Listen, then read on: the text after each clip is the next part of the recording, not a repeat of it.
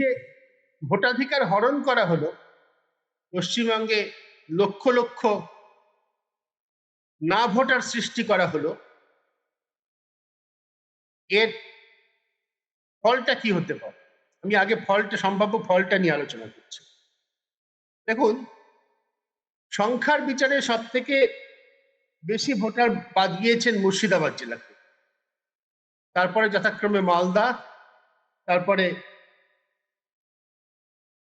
উত্তর 24 পরগনা, দক্ষিণ 24 পরগনা এবং উত্তর দিনাজপুর। আমরা জানি এই জেলাগুলো, মালদা, মুর্শিদাবাদ, উত্তর দিনাজপুর তো বটেই, উত্তর এবং দক্ষিণ 24 পরগনা, এই জেলাতে যথেষ্ট সংখ্যক মুসলিম জনসংখ্যা রয়েছে। মুর্শিদাবাদ তো সংখ্যাগরিষ্ঠ জনসংখ্যা মুসলিম, মালদাতেও খুব ভালো সংখ্যক মুসলিম জনসংখ্যা রয়েছে, উত্তর দিনাজপুরে।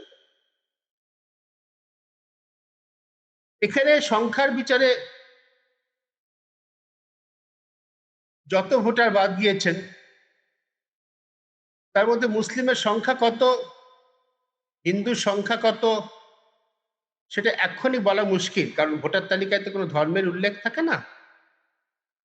ভোটার তালিকায় ধরে ধরে নাম ধরে ধরে আমাদের দেশের নাম থেকে আন্দাজ করা যায় মানুষের ধর্ম, অন্তত মুসলিম কিনা সেটা বোঝা যায়, মোটামুটি বোঝা যায় বলা উচিত। সেটা ধরে ধরে হয়তো সেই কাজটা নিশ্চয়ই কেউ না কেউ শুরু করেছেন, আমি করিনি, আমার পক্ষে করা সম্ভব নয়। যারা করেছেন তারা নিশ্চয়ই তাদের ফলাফল জানাবেন। কিন্তু আমরা একটা স্যাম্পল নিয়ে একটা সহজ সমীক্ষা করতেই পারি। সেটা হচ্ছে এই যে জনসংখ্যা যত শতাংশ মুসলিম, বাদ পড়া ভোটারদের মধ্যেও কি তত শতাংশ মুসলিম? যদি তা হয়, তাহলে প্রাথমিকভাবে মনে করা যেতে পারে যে এই যারা আপাতত অন্তত অযোগ্য বলে ভোটার বলে বিবেচিত হলেন, সেই বিবেচনার ক্ষেত্রে তা সে নির্বাচন কমিশনই করে থাকুক, পরবর্তীকালে জুডিশিয়াল অফিসাররাই করে থাকুন, এবং এখন যা ট্রাইব্যুনালে যাবে, ট্রাইব্যুনাল শেষ পর্যন্ত হাইকোর্টের বিচারপতিরা করবেন, এদের এই বিচারের মধ্যে মানুষের ধর্ম পরিচয় কোনো ফ্যাক্টর ছিল না। ধর্ম পরিচয় বিচার করে এটা করা হয়নি। কিন্তু প্রাথমিকভাবে আমরা যে খবর পেয়েছি, বিষয়টা সেরকম নয়। একেবারেই র্যান্ডাম সার্ভে করে দেখা গিয়েছে, যেখানে পশ্চিমবঙ্গের জনসংখ্যার, আমি গোটা রাজ্যের জনসংখ্যার কথা বলছি, 1/4 বেশি এবং 30% কম মুসলিম। যেহেতু 21 সালে জনগণনা হয়নি, আমরা এই ফিগারটাও ভালো করে জানি না, এবং মোটামুটি ধরে নেওয়া হয় 27-28% মুসলিম হতে পারে। সেখানে র্যান্ডামলি যে কোনো জায়গার তালিকা থেকে দেখা যাচ্ছে বাদ পড়া ভোটারের মধ্যে মুসলিমদের সংখ্যা 50% বেশি। যদি ধরে নেওয়া হয়, এবং সঠিকভাবেই ধরে নেওয়া হয়, যে মুসলিমরা বিজেপির ভোটার নন, এটা মনে করার যথেষ্ট রাজনৈতিক কারণ আছে। এটা নিয়ে বিস্তারিত বলার কোনো প্রয়োজনই নেই অনুষ্ঠানে। তাহলে অবশ্যই এই বাদ পড়াতে আপেক্ষিকভাবে, অর্থাৎ অন্যদের তুলনায়, বিজেপির সুবিধা হতে পারে। কিন্তু এই অ্যাবসলিউট নাম্বার যেটা আমরা বললাম, মুর্শিদাবাদ, মালদা, 24 পরগনা এবং উত্তর দিনাজপুর, এর বাইরেও একটা অন্য অঙ্ক আছে। সেটা হচ্ছে শতাংশের হিসেবে কত ভোটার বাদ পড়লেন।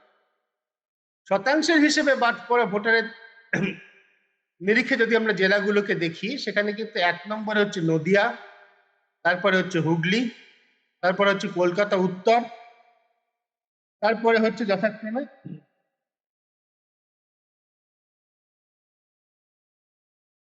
দক্ষিণ দিনাজপুর এবং পূর্ব বর্ধমান।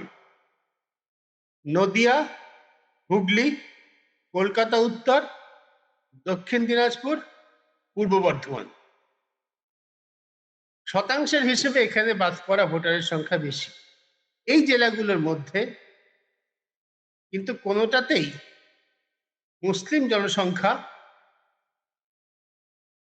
খুব সাংঘাতিকভাবে বেশি নয়। মানে যদি মালদা, মুর্শিদাবাদ, উত্তর দিনাজপুরের সঙ্গে তুলনা করি, তার মধ্যে বেশি নয়। এবার যে শতাংশের হিসেবে যেখানে বেশি ভোটার বাদ পড়লেন, আর মোট সংখ্যার অ্যাবসলিউট নাম্বার হিসেবে যেখানে বেশি ভোটার বাদ পড়লেন, তো ফলাফলের উপর কি প্রভাব পড়তে পারে? আমি বেশ অনেক বছর ধরেই, 25-30 বছর ধরে ভোটের এই ধরনের অঙ্ক করতে খুব ভালোবাসি। অঙ্ক করে বিস্তারিত কি বেরোচ্ছে সেটা আমি পরে অন্য একটা অনুষ্ঠানে আপনাদের জানাবো। কিন্তু অঙ্ক করে প্রাথমিকভাবে যেটা পাওয়া যাচ্ছে তার একদম নির্যাসটুকু জানানো যায়, সেটা হচ্ছে এই যে শতাংশের হিসেবে যেখানে বেশি ভোটার বাদ পড়েছেন, সেখানে এই বাদ পড়া ভোটারদের ধর্ম কি, আমি ধর্ম কি মানে ধর্মের সঙ্গে ভোটটাকে এভাবেই যুক্ত করছি, রিলেট করছি, যদি মুসলমান হন তিনি নিশ্চিতভাবে বিজেপির ভোটার নন, আর যদি অমুসলমান হন, অধিকাংশ ক্ষেত্রে যা হিন্দু হবে, তাহলে তিনি বিজেপির ভোটার হতেও পারেন, নাও হতে পারেন। আমি এই সেটগুলোর কথা বলছি, মানে একটু অঙ্কের হিসেবে কথা বলছি। যদি মুসলিম ভোটার হন তাহলে তিনি নিশ্চিতভাবে বিজেপির ভোটার নন, তৃণমূল, কংগ্রেস, বামপন্থী, সিপিএম সহ বামপন্থী ওদের ভোটার হলে হতেও পারে।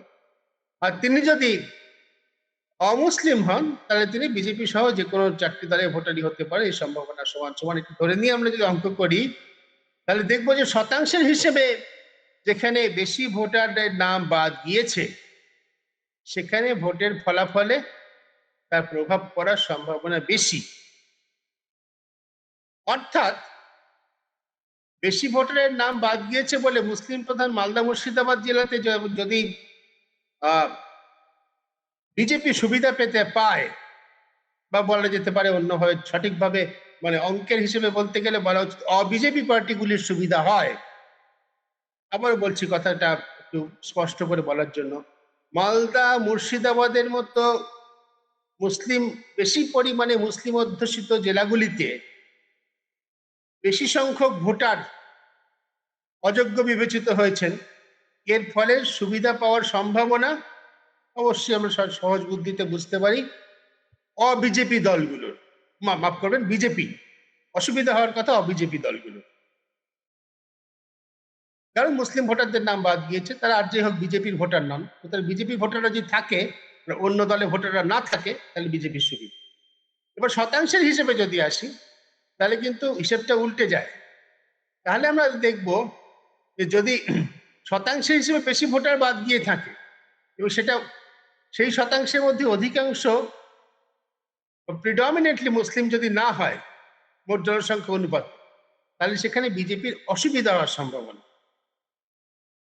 অর্থাৎ খুব সোজা কথায় বলতে গেলে এখনো পর্যন্ত যে চিত্র এসছে, মোটের উপর চিত্র এসছে, আমি আবারও বলছি এগুলো সমস্ত জেলা ভিত্তিক চিত্র। নির্বাচন, বিধানসভা নির্বাচন কেন্দ্র ভিত্তিক চিত্র নিশ্চয়ই পরে কখনো পাওয়া যাবে, কেউ বার করবেন। বুথ ভিত্তিক চিত্র পাওয়া তো প্রায় অসম্ভব, অন্তত কেন্দ্রীয় স্তরে বসে। নির্বাচন কমিশনের কাছে অবশ্যই আছে, তারা যদি সেই ডেটা শেয়ার করেন তাহলে খুবই ভালো। এখনো পর্যন্ত তারা সে ধরনের, এবারের নির্বাচনে অন্তত সেই ধরনের ডেটা মানুষের সঙ্গে এবং এমনকি নির্বাচনী অংশগ্রহণ করা দলগুলোর সঙ্গে শেয়ার করার খুব একটা আগ্রহ দেখায়নি। যাই হোক, মালদা, মুর্শিদাবাদ, উত্তর দিনাজপুরে যদি বিজেপির সুবিধা হয়ে থাকে এই স্পেশাল ইন্টেন্সিভ রিভিশনের ফলে, তাহলে নদিয়া, হুগলি, পূর্ব বর্ধমান, উত্তর কলকাতা ইত্যাদি জায়গায় বিজেপির সুবিধা হবে এরকম সম্ভাবনা কম। সুতরাং এসআইআর করে যে নিশ্চিতভাবে বিজেপি খুব সুবিধা আদায় করে নিতে পেরেছে, এখনো পর্যন্ত যা ভোটার তালিকার থেকে যা উদ্ধার করা যাচ্ছে তাতে তার নিশ্চিতভাবে বলা যায় না।